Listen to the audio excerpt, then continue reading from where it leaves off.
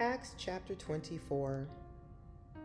After 5 days, the Kohen Hagadol Hananiah came down with some elders and a lawyer named Tertullus, and they presented their case against Shaul to the governor. Shaul was called, and Tertullus began to make the charges.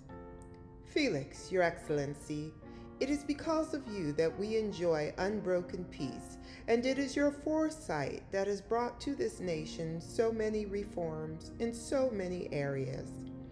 It is with the utmost gratitude that we receive this, but in order not to take up too much of your time, I beg your indulgence to give us a brief hearing. We have found this man a pest. He is an agitator among all the Jews throughout the world and a ringleader of the sect of the Nazratim. He even tried to profane the temple, but we arrested him. By questioning this man yourself, you will be able to learn all about the things of which we are accusing him." The Judeans also joined in the accusation and alleged that these were the facts.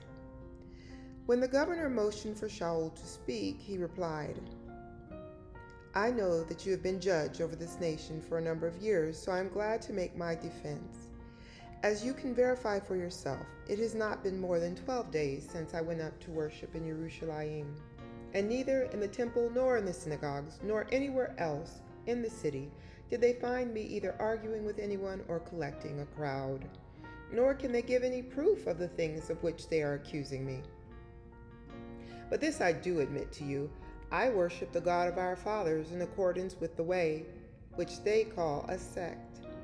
I continue to believe everything that accords with the Torah and everything written in the prophets, and I continue to have a hope in God, which they too accept, that there will be a resurrection of both the righteous and the unrighteous. Indeed, it is because of this that I make a point of always having a clear conscience in the sight of both God and man. After an absence of several years, I came to Jerusalem to bring a charitable gift to my nation and to offer sacrifices. It was in connection with the latter that they found me in the temple. I had been ceremonially purified. I was not with the crowd, and I was not causing a disturbance.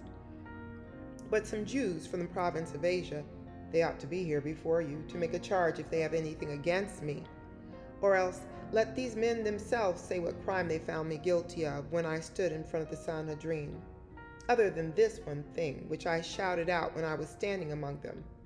I am on trial before you today because I believe in the resurrection of the dead." But Felix, who had rather detailed knowledge of things connected with the way, put them off, saying, "When Lysias, the commander, comes down, I will decide your case." He ordered the captain to keep Shaul in custody, but to let him have considerable liberty and not prevent any of his friends from taking care of his needs. After some days, Felix came with his wife, Drusilla, who was Jewish. He sent for Shaul and listened to him as he spoke about trusting in the Messiah, Yeshua. But when Shaul began to discuss righteousness, self-control, and the coming judgment, Felix became frightened and said, "For the time being, go away. I will send for you when I get a chance." At the same time, he hoped that Shaul would offer him a bribe, so he sent for him rather often and kept talking with him.